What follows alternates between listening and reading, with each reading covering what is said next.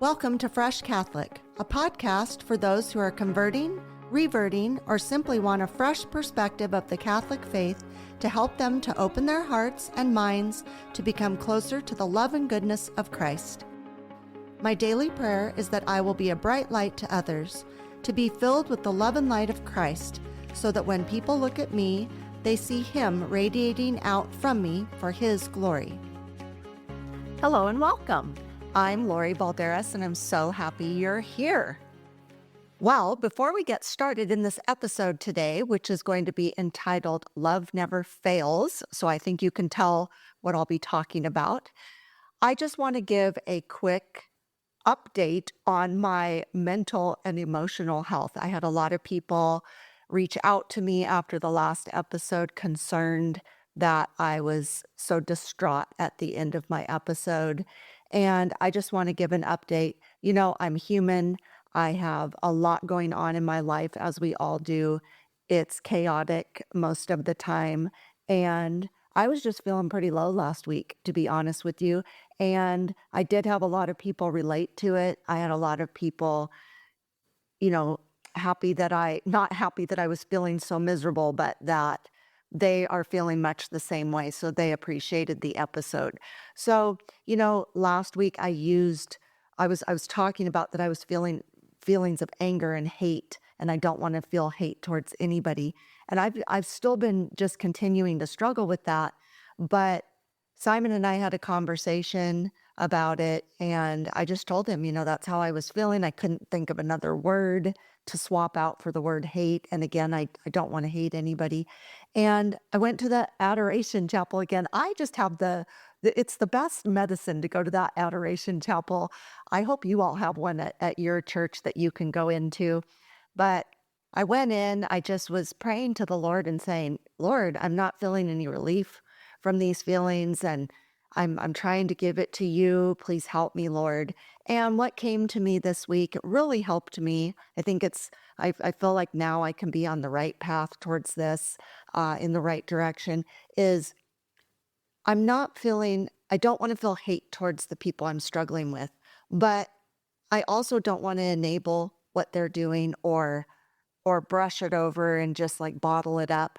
And so what the Lord's message to me was, Lori, you're having an extreme dislike for their behavior or for the things that are happening or for feeling out of control or their attitude or their unrelentless ways of not wanting to make things better. So that's true. I mean, even Jesus had struggles with people. Jesus didn't like people's behaviors. He didn't like how he was being treated or the people around him were being treated. So, Jesus had a dislike for their behaviors and the things they were doing, but he loves everyone.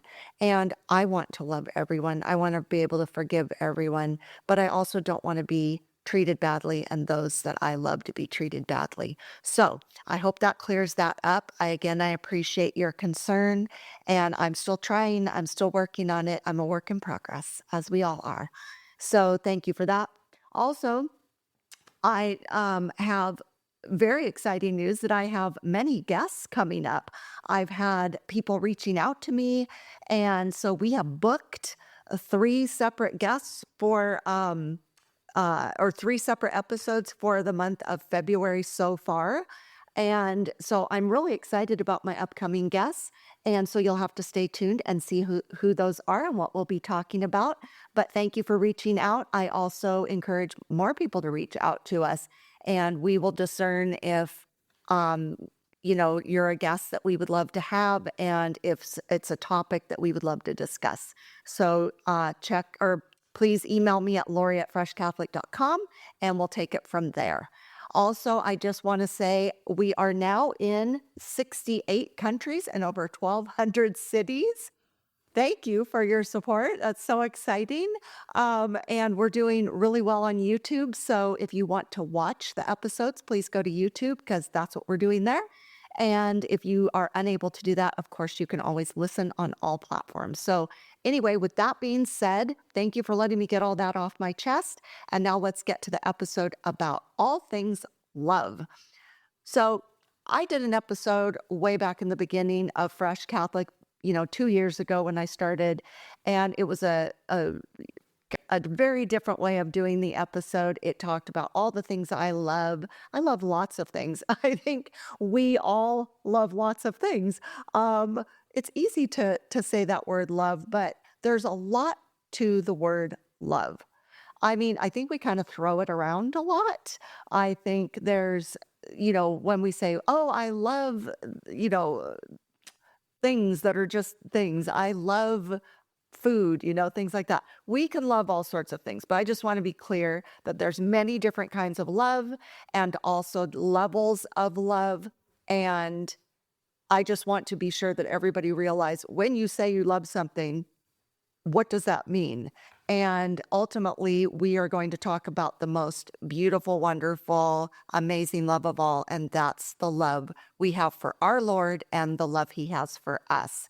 So, that being said, I have notes today, and I have my Bible, my trusty Bible out here today, and there's a reason for both.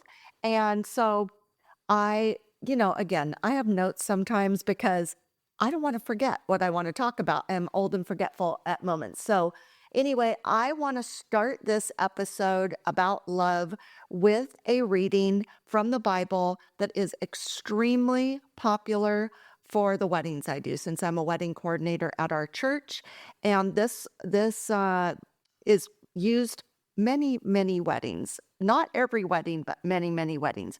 So I'm going to read this to you out of my St. Joseph's Bible, and I think you're going to recognize it. It's from the first letter of St. Paul to the Corinthians, chapter 13, verses 1 through 12. If I speak in human and angelic tongues, but do not have love, I am a resounding gong or a clashing cymbal. And if I have the gift of prophecy and comprehend all mysteries and all knowledge, if I have all faith so as to move mountains, but do not have love, I am nothing. If I give away everything I own, and if I hand over my body so that I may boast, but do not have love, I gain nothing. Love is patient, love is kind. It is not jealous. It is not pompous. It is not inflated. It is not rude. It does not seek its own interests. It is not quick-tempered. It does not brood over injury. It does not rejoice over wrongdoing, but rejoices in the truth. It bears all things, believes all things, hopes all things, endures all things. Love never fails. If there are prophecies, they will be brought to nothing. If tongues, they will cease. If knowledge, it will be brought to nothing. For we know partially, and we prophesy partially. But when the perfect comes, the partial will pass away. When I was a child, I used to talk as a child, think as a child, reason as a child. When I became a man, I put aside childish things. At present, we see indistinctly, as in a mirror, but then face to face. At present, I know I'm so sorry. At present, I know partially, then I know fully, as I am fully known. So faith, hope, love remain, these three. But the greatest of these is love. Well, obviously, that's a very well-known passage from the Bible, beautiful, and very true, isn't it? So there's a lot of kind of tough things in there, I feel. you know, I have a spicy temper. So when it says, you can't lash out, I think about that a lot when I hear that. You want the best for the people you love. You want to treat them with kindness and compassion. You don't want to be selfish in your love for others. And so I think that's such a good passage to always look to and go back to because it just lays it out beautifully. And if you ever get married, that's what you're going to want to have in your wedding probably. So there are, according to the Bible, there are 4 kinds of love. Now, I happened to look up to see on Google how many types of love are there. There were a lot to choose from. I mean, kind of all over the place. And then I Googled types of love according to the Bible. So that's what we're going to stick with today. So one of them is filio, which is brotherly love or friendship. So when we love, our friends, we have a certain type of love for them. And just loving in general, like our fellow man, these are things, that I feel we all have that type of love for people. And if we don't, that's something that we should try to work on more. Like thinking about your neighbor, your fellow man, just people in general, having respect for other people. Even if you don't know them, just being respectful to them because they're a fellow human and you want the best for them. We all are in this together. We should want the best for each other. So in the Bible, I feel that Jesus had this type of love. Now, I'm just assuming, I'm not going to second guess Jesus. I'm not claiming that I know what was in Jesus's head and heart. I'm just being logical about this. I would say he had this type of love for the apostles and for Lazarus and for the people who needed healing. Jesus had the general sense, you can tell in the Bible by how he interacted with people, that he wanted the best for people. He loved his apostles and his disciples and Lazarus. And, they talk about Lazarus and his sisters, Martha and Mary, that he was especially close with them. So I feel he had this type of love for those people. There's also storge, which is family love. Now, we all have love of our family, even though our families can be very, very stressful sometimes. There's a lot of different personalities. There's a lot of history in families, good or bad. So some people are very into their family. They have a lovely, beautiful family experience. And some people have a lot of trauma from their family or a lot of history that isn't so great. And a lot of people have made their own families. Like, let's say you are very estranged from your family, but you need a family dynamic. You'll seek that out. And that's, fills that void you might have.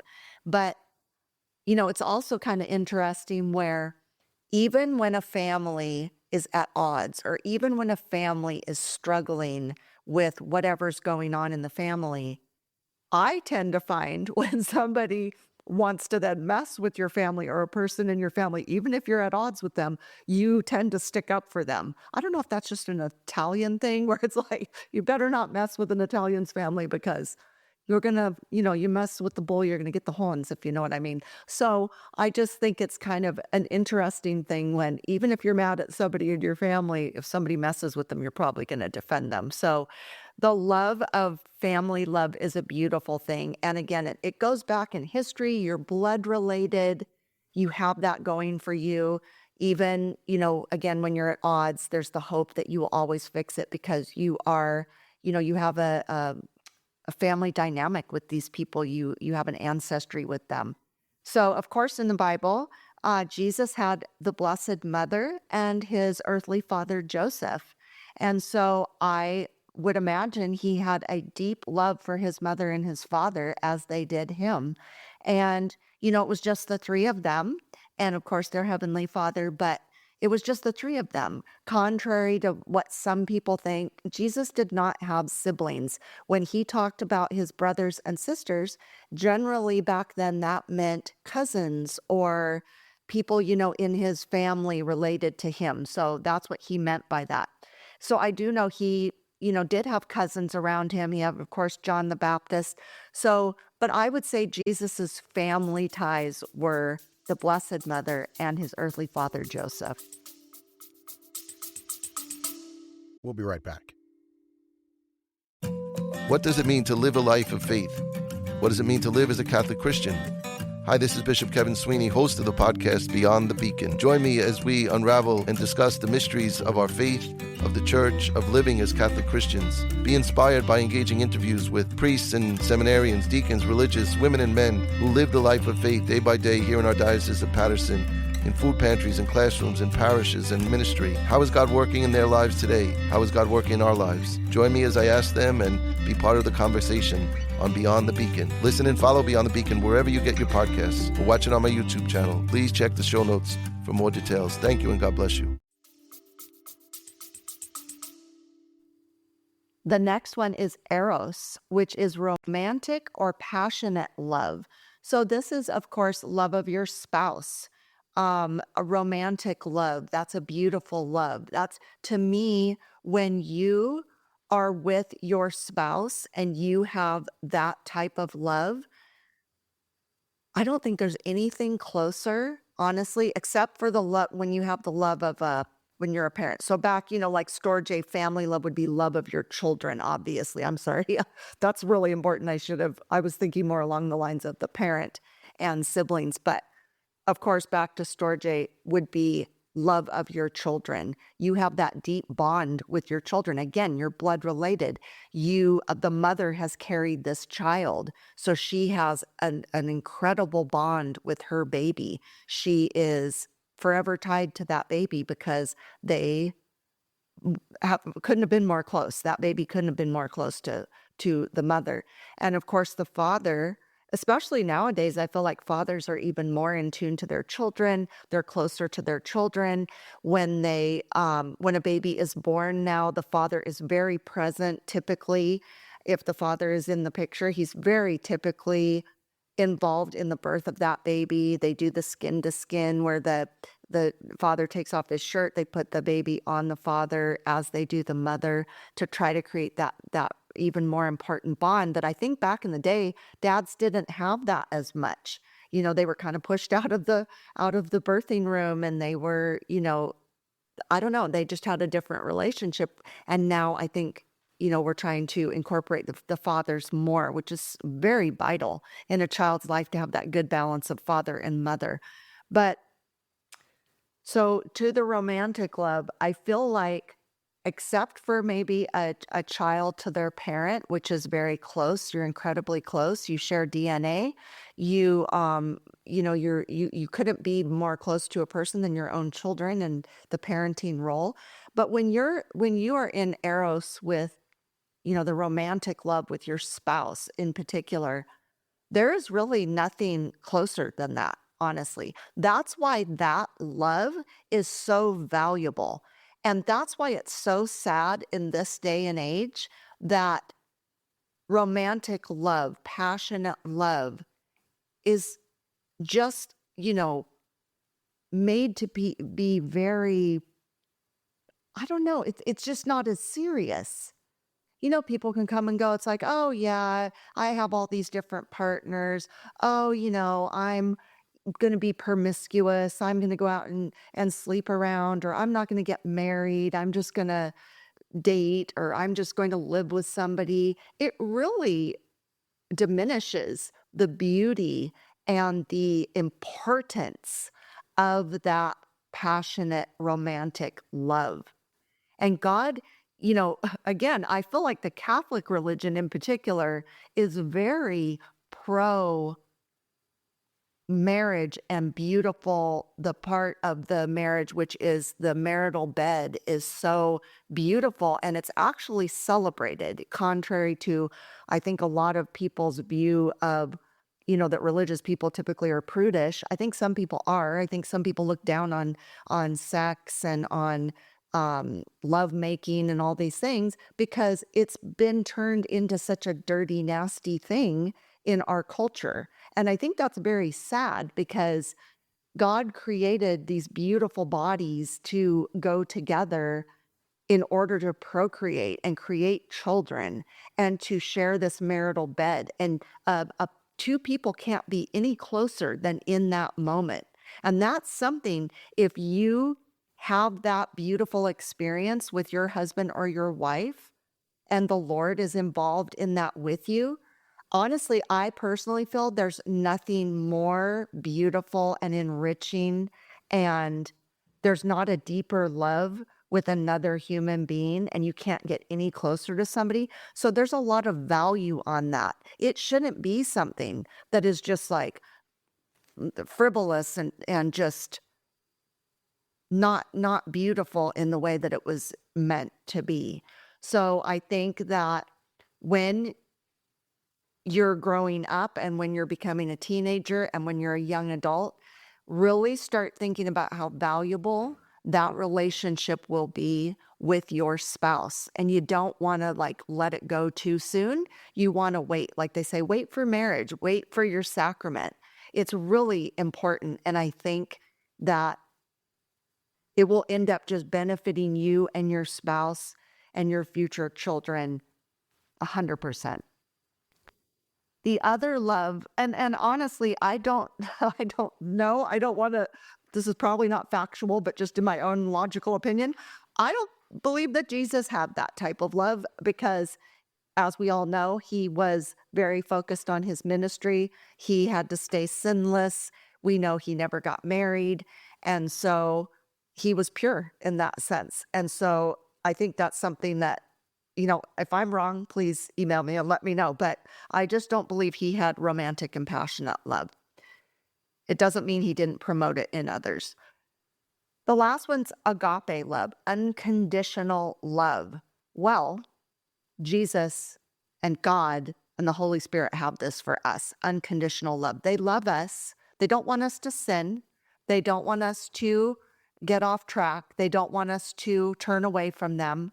But they do love us if we're repentant, if we want to not keep sinning, Jesus will always welcome us back with open arms. He doesn't want us to sin. He wants us to be as holy and pure and beautiful as we can. So unconditional love is a tough one. I feel like we humans might struggle with that, having unconditional love for someone. I feel like there's conditions placed on everybody. I don't know that I can say that I love everybody unconditionally. It's something to strive for. It's something to work towards. It's something to have Jesus as your compass and your guide to say, let's all have unconditional love for everybody. I think it's possible. I think we should all strive for it. I just think that's a lot that just shows how beautiful and wonderful God is, that he loves us unconditionally. But that's a hard one. That's a real hard one that we can all work towards. But I just want to be honest and say, I think I'm not doing very well at that right at the moment. So I'm going to keep trying, and I encourage you to do that too. So when we come back, we're going to take a little break here. We are going to come back and we're going to talk about love languages. So we'll be right back. Have you ever wanted to witness the miraculous and walk where saints have walked? This is your chance. Join me, Lori Balderas, host of Fresh Catholic Podcast, and Father Matthew Miguel, as we walk with you through Italy's most sacred sites. From the Eucharistic miracles of Lanciano and Orvieto to the peace of Assisi, your heart will be transformed by these extraordinary moments of grace. You'll walk the hallowed streets of Rome, step into the history of the Vatican, and witness the places where faith has flourished for centuries. Each stop deepens your journey. Each miracle renews your soul. We invite you to join us on an unforgettable, life-changing experience. Join us and let your faith come alive in Italy. We'll be right back.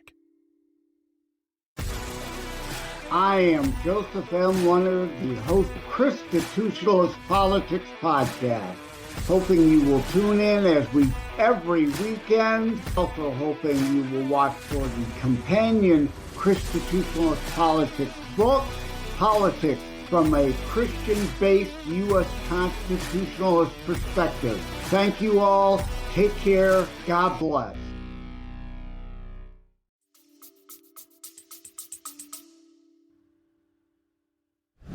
So there are 5 love languages, and I've always found this really fascinating. Simon and I went to a kind of like a Valentine couples retreat last year, and this was one of the sections of the retreat, and I thought it was very impactful, and I thought it was really fascinating, and I think it's something, Google it. There's a love languages test.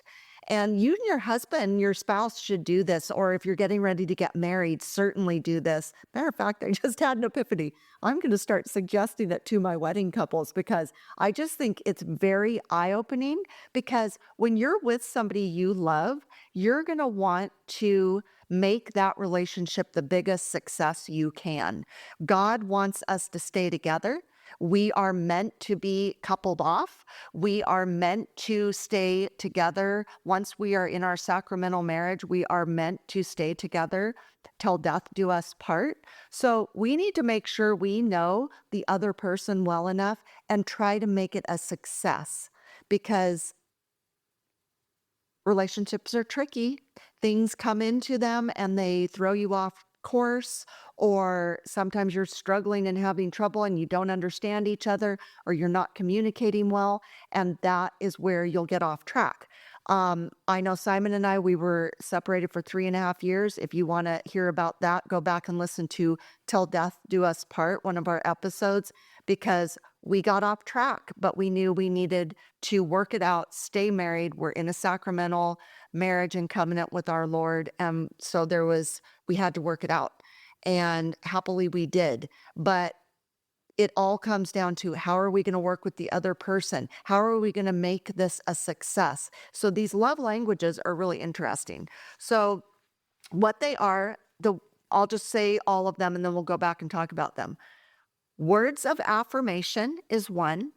Quality time is 2. Physical touch, 3. Acts of service, 4. And receiving gifts, 5.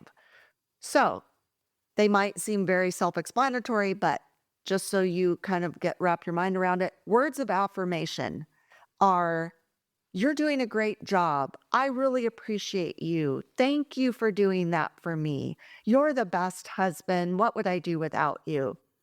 These are words of affirmation. I personally, this is something that I thrive on. I have always thrived on this. I just didn't know it. I didn't know there were love languages when I was married the 2 other times before I was Catholic. So now that I know these, I'm like, oh, I really needed those from other people. And so words of affirmation, that's one that I think is really important, to feel gratitude from people, to feel appreciation. I don't think it needs to be, you are so good looking, or you are so beautiful, or it's not about that.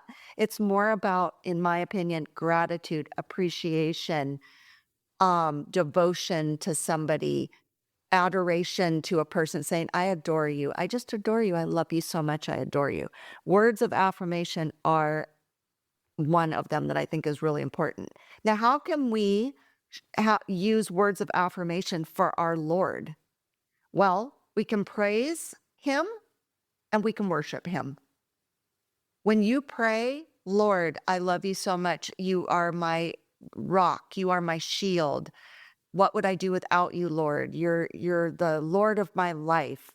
Words of affirmation and praise to him. When we go and worship him and we go to Mass and we're praying and we're singing and we're just showing our love and devotion to him, that's how we can show words of affirmation. Say your prayers out loud.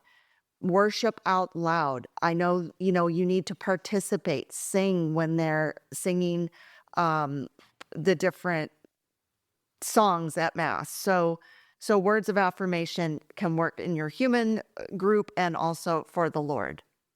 Quality time. This involves when you show love to somebody by dropping everything you're doing to spend time with them, or making them a priority, taking them somewhere, or just staying home with them and focusing on them. Not having your phone out, not being distracted by the TV or other people, focusing on them, having a conversation, engaging with a person one-on-one. I just think a lot of it has to do with focus. Quality time to me means you are focused on them. You're not looking every which way. You're not, you get it. Quality time. But that can be depending on the person. How do you show that to somebody? Make sure it's something they want to do. Let's say the person you love loves to go to the movies, or loves to just lay on the couch and watch movies, or wants to go for a walk in the park, but you don't necessarily want to do those things. Sometimes you have to think of the other person and say, I'm going to take my wife on a walk through the park because I know she loves it. And I might not like it, but I think once you go on the walk with your wife, I'm using that as an example, you will. How could you not enjoy your time? You're spending time with the person you love. They're enjoying it. They're so happy that they're getting to go on this walk and that you're focused on them and you're enjoying having a nice conversation, getting some fresh air. Even if we might not think we want to do something, if we put ourselves in the position of the person we're doing it for and say, well, they really love this, so I'm going to go and we're going to have a nice time together, and I'm just going to really make sure that nothing is distracting my time. That's a beautiful thing to do with somebody. Now, how can we do quality time for our Lord? Well, we can pray. We can definitely pray and give him our quality prayer. Not just half-heartedly praying or praying and not really meaning it and just kind of going through the motions. Or when you go to Mass, if you're not focused, if you're not prepared when you get there and you're not focused on Mass and you're not engaged in, making sure that you're, standing, sitting like we do in the Catholic Church. It's a very interactive prayer time. That's the one thing I love about the Catholic Church. You don't just go in and sit and you just sit the whole time and you're not really engaged. That's, I believe, why there's all sorts of things going on. You're hearing bells ringing, people are singing, people are praying together out loud, kneeling, standing. It's all very interactive. So, when we're praying to our Lord, we're giving him our quality time. When you're praying the rosary, focus on the rosary beads. Close your eyes and really pray the decades and really give the quality time to the Blessed Mother to intercede for us, to her Son. And when you're doing these prayers and you're in contemplation and you're blocking out the world, that's one thing I love also about you go into the Catholic Church generally, not all churches, but generally it's very reverent. It's very quiet when you walk into a Catholic church. Typically, there's not a lot of chatter going on before Mass. I get very frustrated with that because I like it to be kind of quiet and calm, where people can go in and start their prayer time, prepare themselves for Mass, and that's one thing I do love about the Catholic faith is I think it's very focused and reverent on why we are there. I also think when you're in adoration, I've said this 1,000 times and I'll say it again. When I go into the adoration chapel, it's so blissfully quiet in that little chapel. I feel like I'm underwater. It's beautiful. I can be so focused and just really can hear the Lord speaking to me. And I can't think of another place right now that I feel that way. And so when you are giving the Lord your quality time and really focused in prayer and thanksgiving, and I just don't think there's any more beautiful quality time you can give the Lord. So I highly recommend that. Physical touch. Some people really need a lot of physical touch with their loved one or loved ones. Holding hands, hugging, kissing. That's very important to them. I love hugging and kissing. I love holding hands. Sometimes Simon holds my wrist, which I think is very sweet because I've never had anybody do that. I've never asked him why he does that. Maybe he doesn't want to get a sweaty hand with me. I don't know. But I just like it because it's like literally something I've never had another human ever do. So it's kind of like a little thing. I don't know if he does that with other people. I think it's just for me, but anyway, I think that's kind of nice when you have a little special thing with somebody, and touch is really important. That's why during COVID, it was very hard for a lot of people. They couldn't hug, they couldn't kiss. We were all so restricted on anything like that, and I think we all suffered from it because there's nothing better than a good, beautiful hug. I think a hug solves so many, it solves a lot of anxiety. It solves a lot of angst. It makes people feel secure and I think special. I think it's something that I don't know anybody that doesn't like to hug. I mean, there are some kind of standoffish hugs, but I'm a good hugger. I love to hug. And my dad was a super good hugger, so I think that's where I get it from. I can picture it today, just how he would hug. So, I think that's really important. I think kissing is very important. I think it shows um, an extra step up of love. I think obviously there's different kinds of kissing. So you should always kiss your children. It makes them feel loved and adored. And there's nothing better than a good romantic kiss. And I think, that it's can melt your little heart. So I love kissing. Anyway, my kids always used to tease me because they go, "We know, Mom, you love kissing." But I just think it's really important, and it's something that, you know, I highly recommend kissing. Now, physical touch in the church. This is a tricky one because I was thinking physical touch, what could that be? So I would say praying hands, is that's not touching others, but physical touch where you're praying. And I always imagine, that I'm praying and Jesus's hands are over my hands. Praying with the rosary beads, that's physical touch. But even when you're doing peace be with you, and you do a handshake or even a hug, and just saying peace be with you and having that. And of course, Simon and I kiss each other. Typically, couples will kiss each other during the sign of peace. I think that's beautiful. Obviously, kissing your children on their little sweet head or on their cheek is beautiful. So physical touch is important to some people, just to have that, where you can snuggle up with somebody and you just feel that warmth. And I know children especially really need that, the secure hugs and everything. And if you've noticed, when babies are flailing about, if you would just scoop them up and give them a hug, or hold them tight to your body, they will feel so much better. Another one is acts of service. So some people need their loved ones to do things for them, like if a husband cooks dinner or unloads the dishwasher or fills the gas tank, that makes a wife feel great.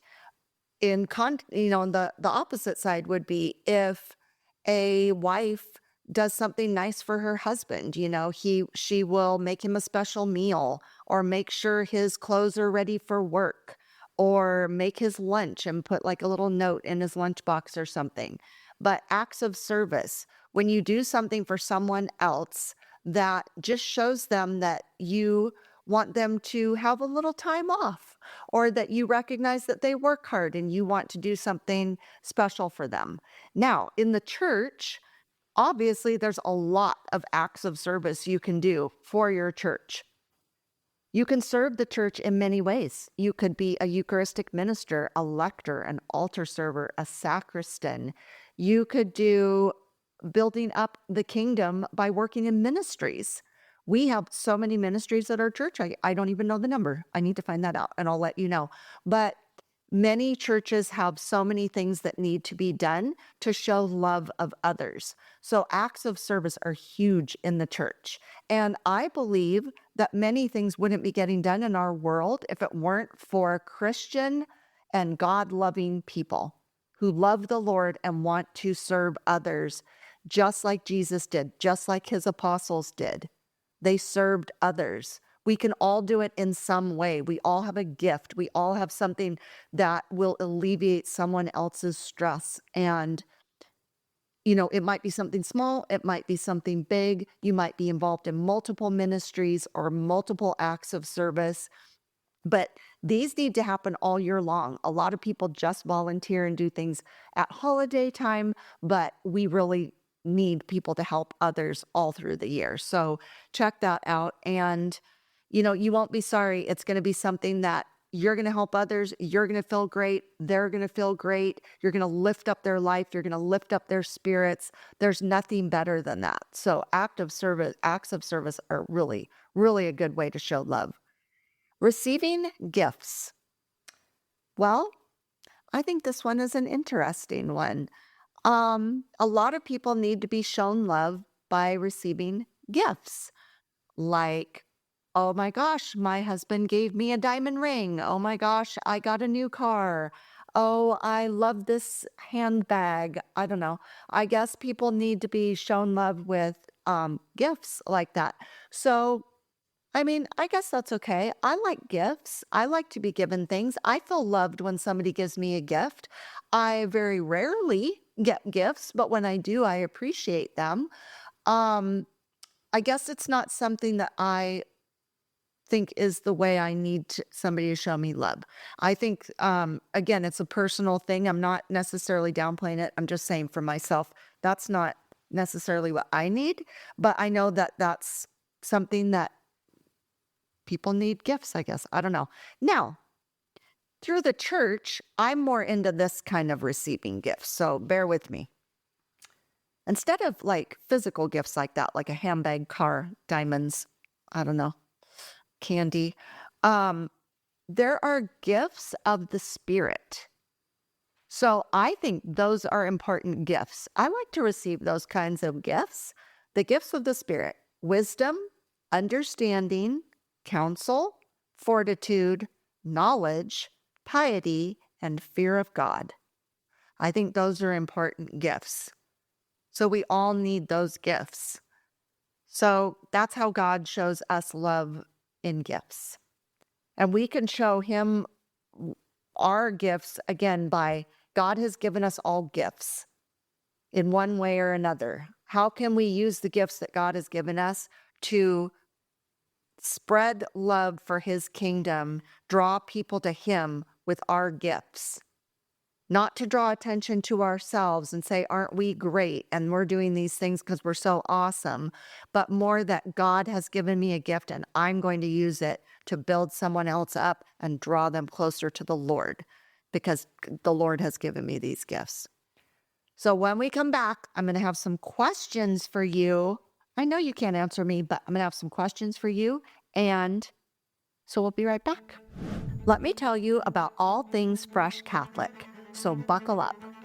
We have a podcast with weekly topic episodes and Fresh Catholic Daily, the daily Mass readings, on all platforms and YouTube.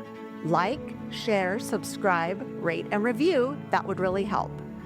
Our website, freshcatholic.com, has an online store with merchandise and coffee, a blog, comics, info about our pilgrimage to Italy in September of this Jubilee year, and Fresh Catholic courses with educator Charles Merritt, including the Hail Mary, the Our Father, Sin, Sacraments and Grace, Advent, Angels, and Virtues.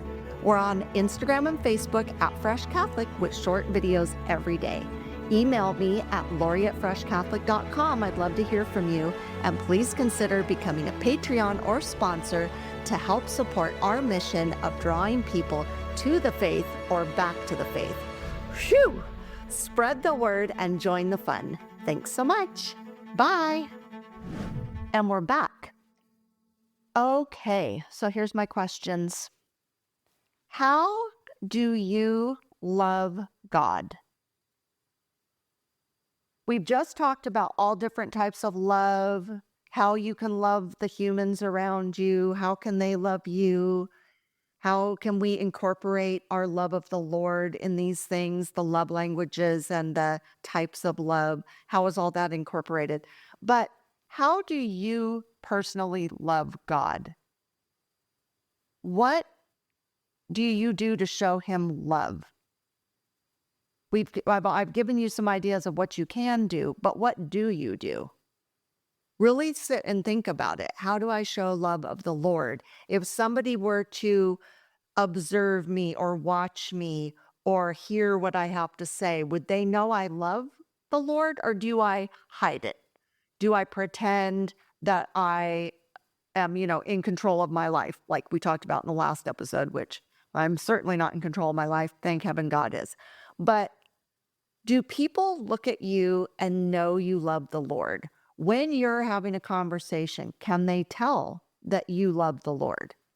How are you getting that point across to people? Or what impression are you giving people that they go, oh, she loves the Lord or he loves the Lord? What are you doing? So think about that.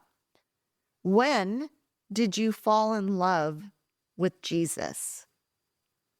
I know exactly when I fell in love with Jesus. And even though it's such a different love to love Jesus than a human, for all of you who have been in love, like the romantic or the just beautiful love, I would say a passionate love. There could be a passionate love of the Lord, certainly.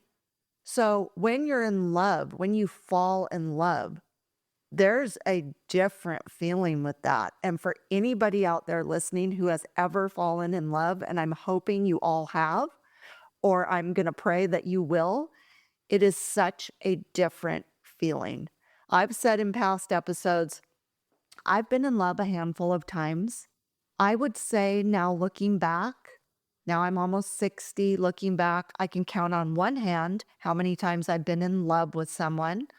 And since I've been married 3 times, that shows you that, I would say I loved my husbands because I married them. But I feel there's different types of love like that. And when I fell in love with those people, I would say it was a different feeling. Now, that being said, I would say my love for Simon is when I fell in love with Simon, it was very intense. And it's not to say I didn't have a falling in love moment with the other people, but the love for Simon was a different love. And now that I look back on it, and we all know God has our path planned for us. God knew when Simon and I were born that we were going to end up married.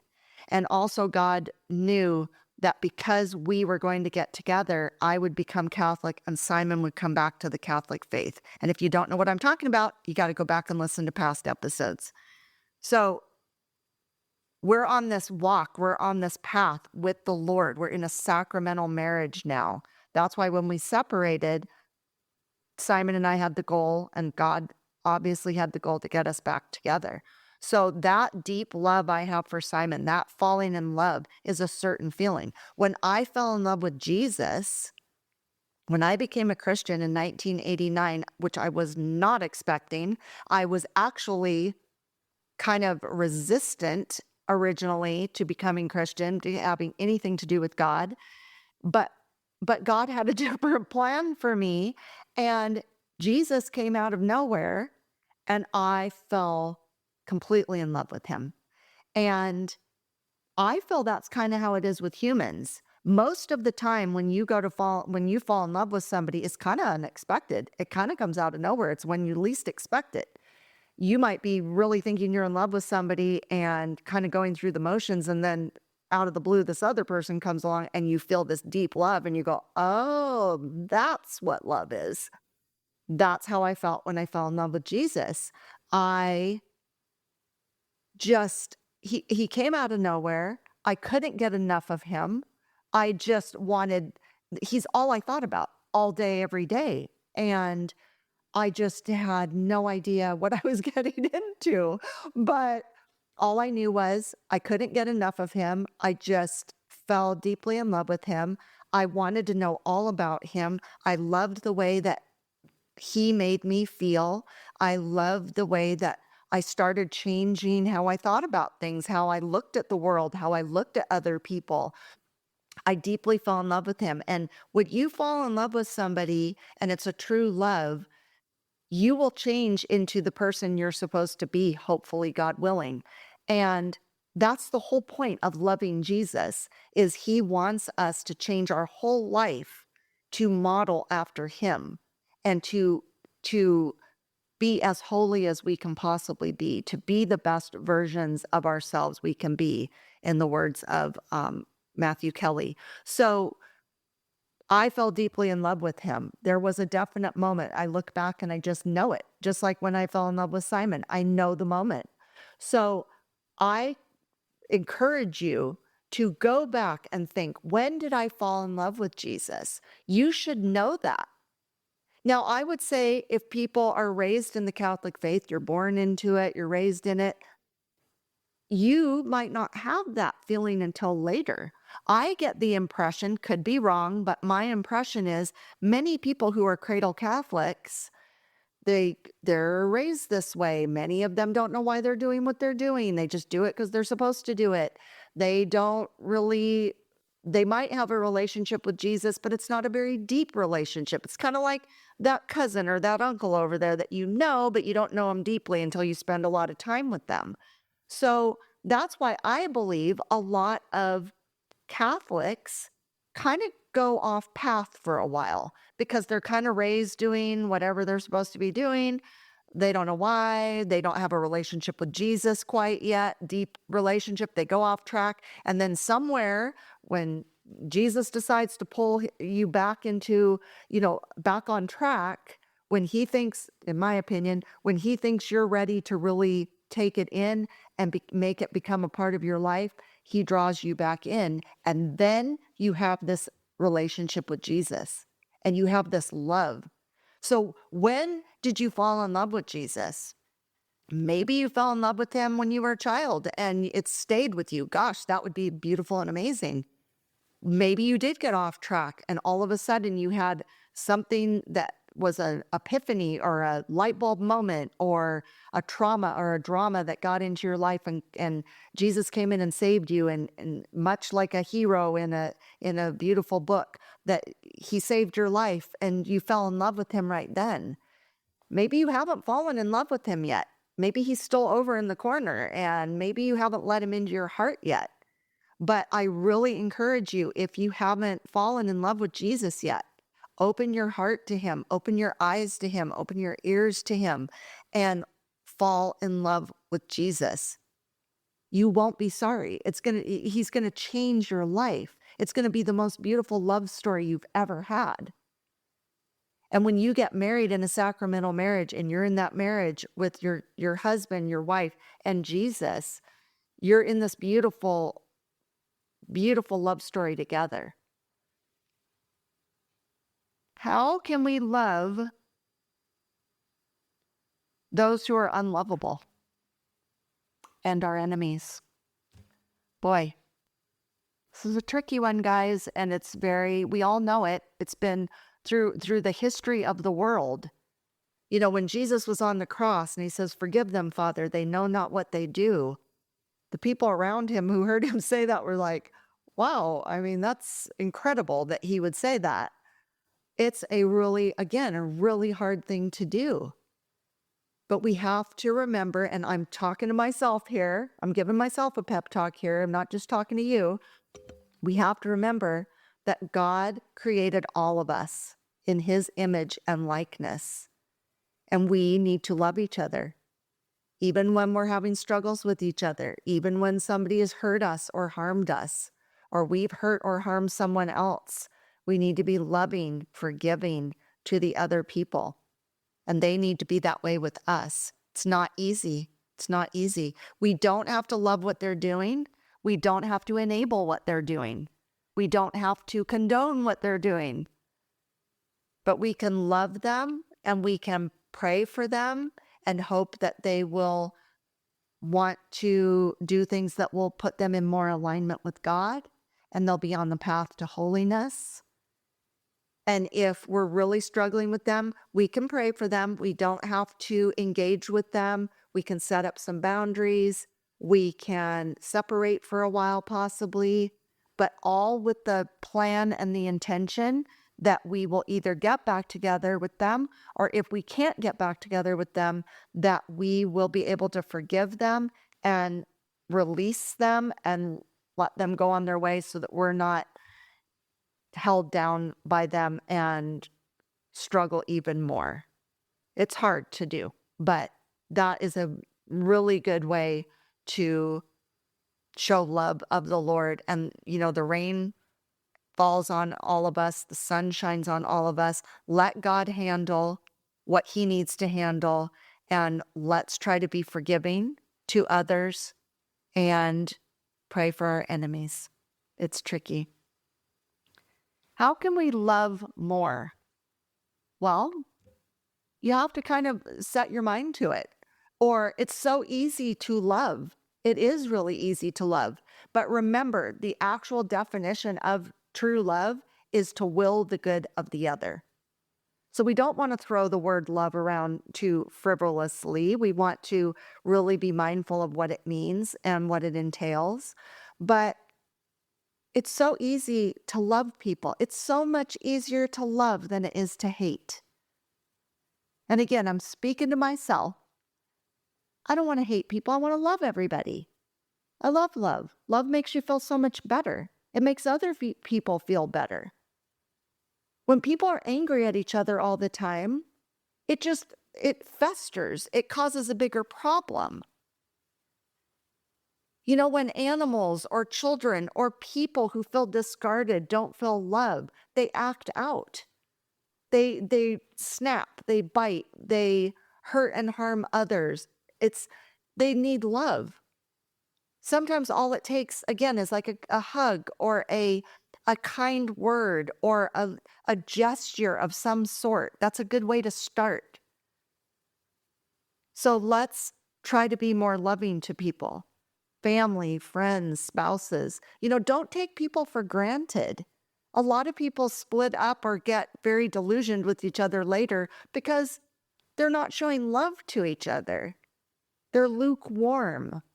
But try to remember, why did I fall in love with this person in the first place? Let's try to re-spark that. When your children are acting up, okay, I'm their parent. I love them. I really want to, make this work. It's a phase, hopefully, God willing. How can I love them more? What can I do to show more love? And they need to do that back. We can't always have a one-sided situation.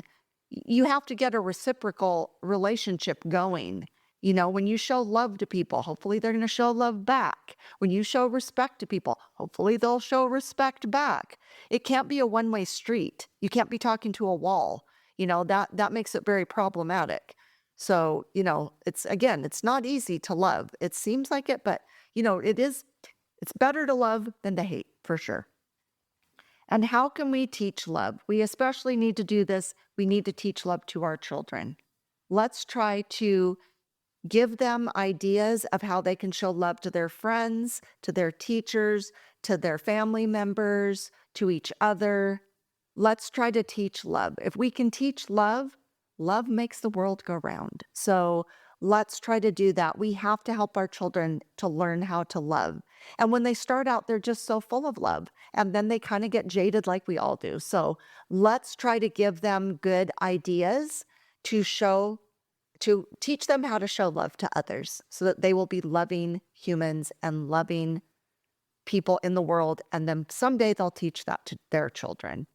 So that's what I have to say about love. And I love you all. I'm so grateful for all of you. I just appreciate you so much being my listeners and spreading the word about Fresh Catholic and drawing people to the website, drawing people to the podcast and to YouTube. So Thank you so much for coming today. I hope you have a wonderful Valentine's Day. This episode is just a little prior to that. So I hope your month is filled with love and laughter and that it continues for the rest of the year.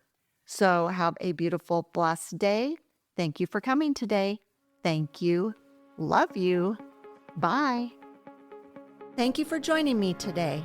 Now go out and be a bright light in someone's life. And remember, be focused, be faithful, and be fresh. Fresh Catholic is produced, edited, and recorded in Ventura, California.